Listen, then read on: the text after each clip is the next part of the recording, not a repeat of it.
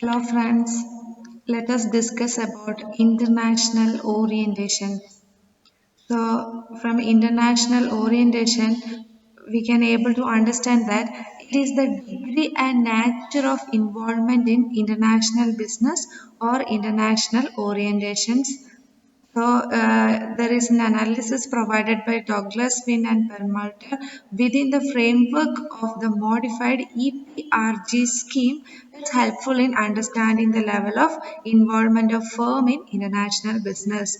So, international orientation means, in simple words, we can say that it is the degree and nature of involvement in international business by a particular business organization.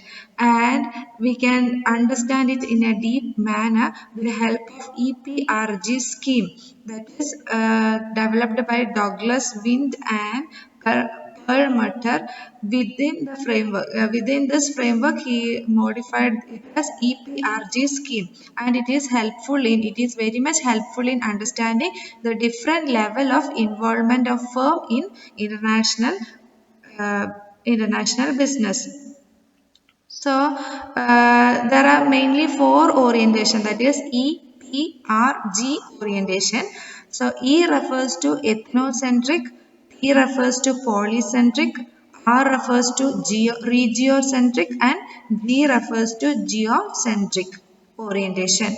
And ethnocentric orientation, we can say it as home country orientation, polycentric orientation as host country orientation, and regiocentric orientation as regional orientation, and geocentric orientation as world orientation.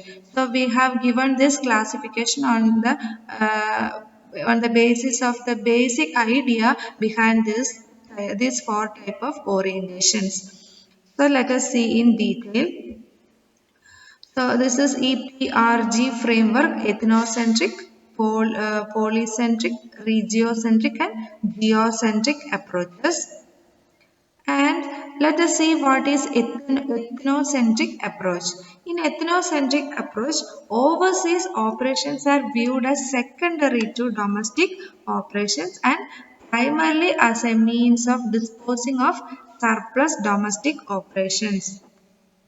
From ethnocentric approach, we can understand that they are giving only less importance to international marketing, and they are giving more importance to domestic operations, and they are disposing only the surplus of domestic products to international marketing. That is the idea behind ethnocentric approach.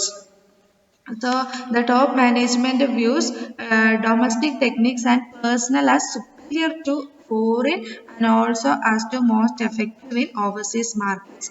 The plans for overseas markets are developed in the home office itself and utilizing policies and procedures identical to those employed in domestic market. Overseas marketing is most commonly administered by an export department or international division, and the marketing personnel is composed primarily of home country nationals.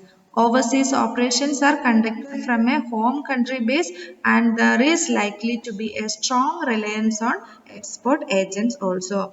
So from ethnocentric approach, we know that ethnocentric approach, the business organization is giving primarily importance to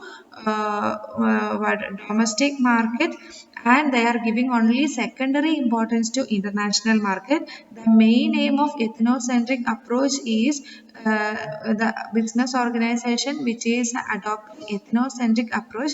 Their main aim is to dispose the surplus that is produced in the domestic market, and the top management will be viewing the domestic techniques, and they will be giving more care for the domestic market. They will be giving more care to the domestic customers, their taste, preferences, wants, and needs, and they will be giving only secondary importance to the international market, because their main aim is disposing the surplus of domestic market in the foreign market, and the plans and policies and all those things will be developed in the home office only, or in the domestic they will be depending upon the domestic market only, and they will be administered by overseas market is commonly administered by an expert department or international division, and a marketing personnel is composed primarily from the home country national. So the marketing personnel or the manager will be from the home country, and overseas operations are conducted from a home country base, and there is likely to be strong reliance on export agents also.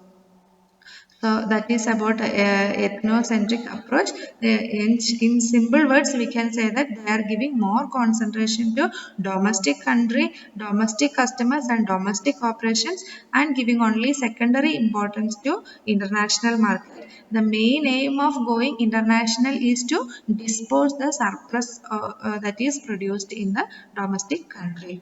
So this picture will be giving you a idea. Ethnocentric is predominantly a home country orientation. No international investment is needed when we are going for ethnocentric approach, because we are the main aim is to dispose only the surplus.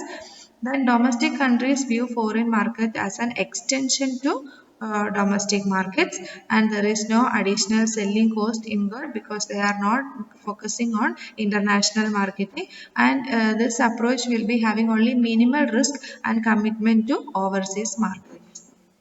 And we know that in ethnocentric approach, the managing director will be from the home country, and he will be having different managers, that is mainly for research and development, for marketing, for production, for finance, and for also for human resource. So under all these managers, they will be having sub managers also, or assistant managers also. So that is about ethnocentric approach. So we will learn about other type of approaches in the next video. Thank you.